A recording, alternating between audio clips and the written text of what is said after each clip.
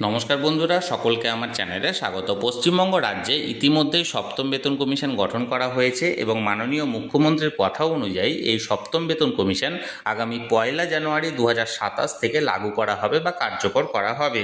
এখন এই সপ্তম বেতন কমিশন লাগু হওয়ার পর আগামী 1 জানুয়ারি 2027 থেকে একজন পেনশনার বা একজন ফ্যামিলি পেনশনারের কত টাকা পেনশনে বৃদ্ধি হতে পারে সেই নিয়ে আজকের ভিডিওতে বিস্তারিতভাবে আলোচনা করব।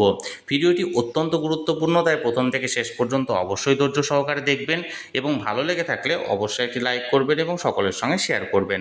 আর সেই সাথে এই চ্যানেলে যদি প্রথমবার হয়ে থাকেন এই রকমের ইনফরমেটিভ ভিডিও আরও দেখার জন্য যারা এখনও পর্যন্ত এই চ্যানেলটিকে সাবস্ক্রাইব করেনি তারা অবশ্যই চ্যানেলটিকে সাবস্ক্রাইব করে নিতে ভুলবেন না। তাহলে চলুন আমরা বিস্তারিত জেনে নিই। পে কমিশনের পর একজন পেনশনারের কত টাকা পেনশনে বৃদ্ধি হচ্ছে সেই ব্যাপারে ক্যালকুলেশন করার আগে আমরা মূলত পে কমিশন সংক্রান্ত বেশ কিছু বিষয়ে সর্বপ্রথমে জেনে নেব। প্রথমত জানব পে কমিশন কি। পে কমিশন হলো মূলত একটি দেশের মূল্যবৃদ্ধি অনুযায়ী জীবন ধারণের মান যথাযথ রাখার উদ্দেশ্যে সরকারের তরফ থেকে তার কর্মচারী এবং পেনশনারদের জন্য নতুনভাবে বেতন কাঠামো পর্যালোচনা ও পেনশন কাঠামো পর্যালোচনার জন্য তৈরি করা হয়। এক্ষেত্রে বলে রাখি, আমাদের যে মূল্যবৃদ্ধি অর্থাৎ আমাদের দেশের মূল্যবৃদ্ধিটা এআইসিপিআই অনুযায়ী নির্ধারণ করা হয়, অর্থাৎ all India consumer price index অনুযায়ী নির্ধারণ করা হয় এবং এই এআইসিপিআই অনুযায়ী আমাদের দেশে বা আমাদের রাজ্যে বসবাস করার জন্য একজন সরকারি কর্মচারী বা একজন পেনশনারের দেশের মূল্যবৃদ্ধি অনুযায়ী নিজেদের জীবন ধারণের মান যথাযথ রাখার উদ্দেশ্যে তাদের বেতন কাঠামো এবং পেনশন কাঠামো পর্যালোচনার জন্য বেতন কমিশন গঠন করা হয়। এবার আমরা জানব বেতন কমিশনের সময়কাল। মূলত একটি পে কমিশনের কার্যকাল 10 বছরের জন্য হয়ে থাকে। এই সময়কালের মধ্যে কর্মচারী বা পেনশনারদের কোনো রকম সমস্যা যাতে না হয় সেই জন্য এই পে কমিশন গঠন করা হয়। এবং প্রথমত পে কমিশনে সর্বপ্রথমে যেটা নির্ধারণ করা হয় সেটা হলো বেসিক পে বা বেসিক পেনশনারদের জন্য। এবং টাইম টু টাইম, যেমন 6 মাস অন্তর অন্তর বা 4 মাস অন্তর অন্তর মূল্যবৃদ্ধির যে সূচক অর্থাৎ এআইসিপিআই অনুযায়ী যখন মূল্যবৃদ্ধি হয় এবং এই মূল্যবৃদ্ধিটাকে মোকাবেলা করার জন্য time to time dearness allowance বা মহার্ঘ ভাতা ঘোষণা করা হয় পেনশনার এবং কর্মচারীদের জন্য। এবং এই পে কমিশন 10 বছরের জন্য হয়ে থাকে এবং 10 বছর অন্তর অন্তর পুনরায় আবার নতুনভাবে পে কমিশন গঠন করা হয়। এবার আমরা জানবো পশ্চিমবঙ্গের পে কমিশনের ব্যাপারে। পশ্চিমবঙ্গের লাস্ট পে কমিশন অর্থাৎ ষষ্ঠ বেতন কমিশন বা পে কমিশনের যেটাকে নাম দেওয়া হয়েছিল রোপা 2019, সেটি শেষবারের মতো গঠন করা হয়েছিল এবং এই পে কমিশনের এফেক্ট ধরা হয়েছিল 1 জানুয়ারি 2016 থেকে। কিন্তু এটার অ্যাকচুয়াল যে এফেক্ট অর্থাৎ যে বেনিফিটটা সেটা একজন সরকারি কর্মচারী বা একজন পেনশনার পেতে শুরু করেছিল 1 জানুয়ারি 2020 অনুযায়ী।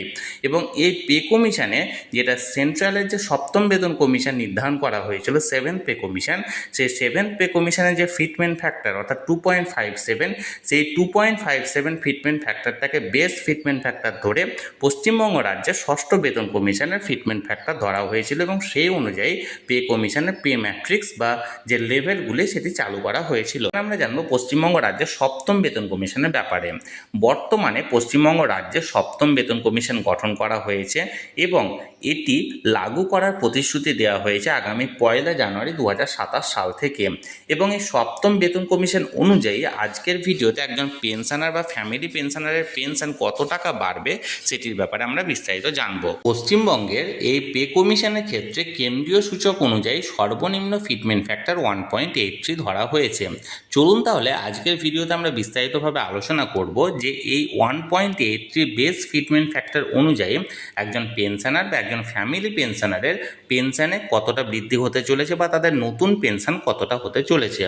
আমরা সকলেই জানি পেনশনার মূলত দু প্রকার, একজন হচ্ছে মূল পেনশনার এবং অপরজন হচ্ছে ফ্যামিলি পেনশনার। মূল পেনশনার হলো তারা যারা নিজেই চাকরি করতেন সরকারি চাকরি এবং বর্তমানে অবসর নিয়েছেন এবং তিনি নিজের পেনশন নিজেই তুলছেন।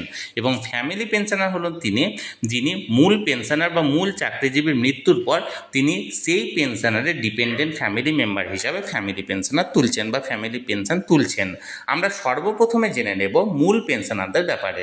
প্রথমত, একজন মূল পেনশনারের পেনশন বৃদ্ধির পরিমাণ হবে তার বেসিক পেনশনের সাথে, যেহেতু আমি বললাম ফিটমেন্ট ফ্যাক্টর 1.83, তাই এই 1.83 ফিটমেন্ট ফ্যাক্টর অনুযায়ী এক্ষেত্রে আপনার বেসিক পেনশন যে টাকাটা হবে সেটার সঙ্গে 1.83 গুণ করে আপনাকে নতুন যে বেসিক পেনশন সেটা নির্ধারণ করা হবে। ফর এক্সাম্পল, কারো বেসিক পেনশন যদি 10,000 টাকা হয়, তাহলে পে কমিশনের পর এই 10,000-এর সঙ্গে 1.83 ফিটমেন্ট ফ্যাক্টর ধরে তার নতুন বেসিক পেনশন হবে 18,300 টাকা।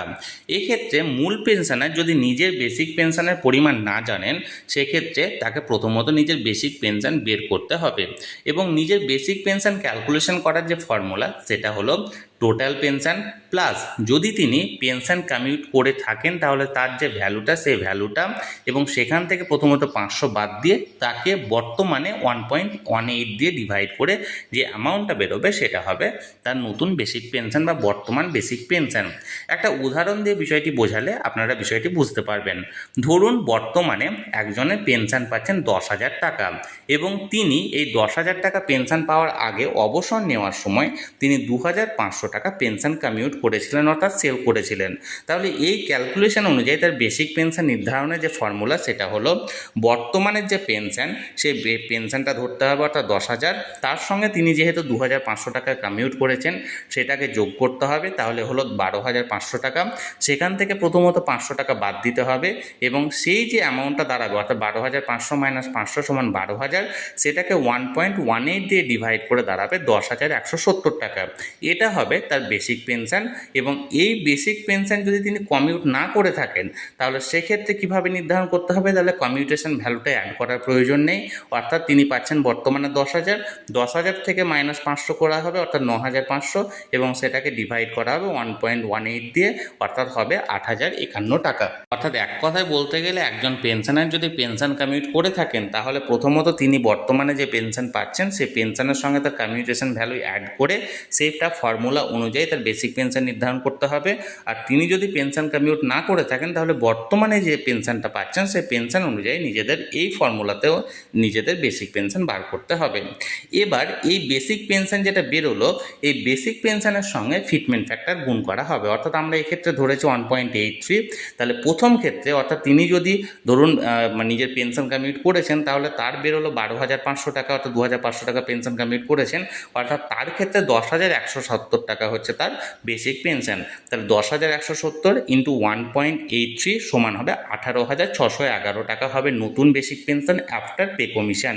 এবং তার সঙ্গে মানে সেই সময় যে ডিএ ঘোষণা করা হবে ডিএ প্লাস মেডিকেল অ্যালাউন্স যেটা প্রযোজ্য হবে সেগুলো যোগ হয়ে নতুন টোটাল পেনশন মানে তৈরি হবে আফটার পে কমিশন, অর্থাৎ 18,611 টাকা plus DA plus medical allowance.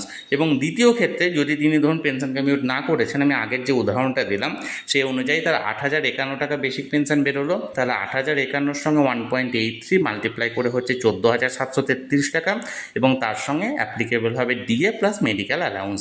আশা করি আমি বিষয়টি বোঝাতে পেরেছি। তাহলে যারা মূল পেনশনারদের ফিটমেন্ট ফ্যাক্টর অনুযায়ী কত টাকা তাদের নতুন বেসিক পেনশন হচ্ছে বা নতুন টোটাল পেনশন হচ্ছে সেটা নির্ধারণ আপনারা এই প্রসেস অনুযায়ী করে নেবেন। এবার আমরা জানবো ফ্যামিলি পেনশনারদের ব্যাপারে। ফ্যামিলি পেনশনারদের ক্ষেত্রে পেনশন কমিউটেশনের কোনো ব্যাপার নেই, তাই তাদের বর্তমান বেসিক পেনশনের সাথে 1.83 গুণ করে নতুন বেসিক পেনশন তৈরি করতে হবে। এক্ষেত্রে বেসিক পেনশন বের করার যে ফর্মুলা সেটা আগের নিয়ম অনুযায়ী, অর্থাৎ বর্তমানে তিনি পাচ্ছেন টোটাল পেনশন যেটা সেই টোটাল পেনশন মাইনাস 500 করতে হবে, তারপরে বর্তমানে 1.18 দিয়ে তাকে ডিভাইড করে যেটা বেরোবে সেটা হবে বেসিক পেনশন। অর্থাৎ উদাহরণের সাহায্যে যদি আমি বোঝাতে চাই তাহলে ধরুন এখন এই মুহূর্তে কেউ যদি 14,500 টাকা ফ্যামিলি পেনশন পেয়ে থাকেন তাহলে সর্বপ্রথমে তার 14,500 থেকে 500 টাকা বাদ দিতে হবে, অর্থাৎ দাঁড়ালো 14,000, সেটাকে ডিভাইড করতে হবে 1.18 দিয়ে, অর্থাৎ হলো 11,865 টাকা। এখন এই 11,865 টাকা হলো তার বর্তমান বেসিক পেনশন। এই বর্তমান বেসিক পেনশনের সঙ্গে যে ফিটমেন্ট ফ্যাক্টর 1.83 সেটা মাল্টিপ্লাই করতে হবে, অর্থাৎ 11,865 সঙ্গে 1.83 মাল্টিপ্লাই করলে দাঁড়াচ্ছে 21,713 টাকা। এই 21,713 টাকা হবে আফটার পে কমিশন তার নতুন বেসিক পেনশন। এবার এই 21,713 টাকার সঙ্গে সেই সময় যে ডিএ ঘোষণা করা হবে বা মেডিকেল অ্যালাউন্স ঘোষণা করা হবে সেটা প্রযোজ্য হবে নিয়ে টোটাল যে নতুন পেনশন সেটা পে কমিশনের পর তার সেটা দাঁড়াবে। আশা করি বিষয়টা আমি বোঝাতে পারলাম। এক্ষেত্রে একটা বিষয় আমি এখানে বলে রাখি, আমি উদাহরণ হিসাবে যে পেনশন ধরেছি সেই জায়গায় আপনারা নিজের পেনশনের পরিমাণটা আপনারা বসাবেন এবং এই নিয়ম বা এই ফর্মুলা অনুযায়ী আপনারা ক্যালকুলেশন করে নেবেন যে আপনাদের কত টাকা পেনশন বাড়তে চলেছে আফটার পে কমিশন বা পে কমিশনের পর। এখানে যে ফিটমেন্ট ফ্যাক্টরটি ধরা হয়েছে এটি একটি সম্ভাব্য fitment factor. Actual actual fitment factor pay কমিশনের রিপোর্ট অনুযায়ী সামনে আসবে এবং সেই সময় অ্যাকচুয়াল ফিটমেন্ট ফ্যাক্টর অনুযায়ী কত টাকা পেনশন বৃদ্ধি হয়েছে সেটি আমি তখন ক্যালকুলেশন করে জানাবো। আপাতত এটি একটি সর্বনিম্ন ফিটমেন্ট ফ্যাক্টর ধরে সর্বনিম্ন হিসেব করা হয়েছে এবং এই অনুযায়ী আপনাদের এখানে ক্যালকুলেশনের একটি উদাহরণ তুলে ধরা হয়েছে। তাহলে বন্ধুরা, পে কমিশনের পর একটি সম্ভাব্য হিসেব এখানে তুলে ধরা হয়েছে। এই অনুযায়ী আপনাদের পে কমিশনের পর পেনশন বা ফ্যামিলি পেনশন বাড়তে পারে। এই ব্যাপারে যদি আপনাদের কোনো প্রশ্ন থাকে অবশ্যই কমেন্ট করতে পারেন, আমি চেষ্টা করব আপনাদের সকলের প্রশ্নের যথাযথ উত্তর দেওয়ার। আর আজকের এই ভিডিওটি ভালো লাগে থাকলে অবশ্যই একটি লাইক করুন এবং সকলের সঙ্গে শেয়ার করুন। আর সেই সাথে এই চ্যানেলে যদি প্রথমবার হয়ে থাকেন এই রকমের ইনফরমেটিভ ভিডিও আরও দেখার জন্য যারা এখনও পর্যন্ত এই চ্যানেলটিকে সাবস্ক্রাইব করেনি তারা অবশ্যই চ্যানেলটিকে সাবস্ক্রাইব করে রাখুন।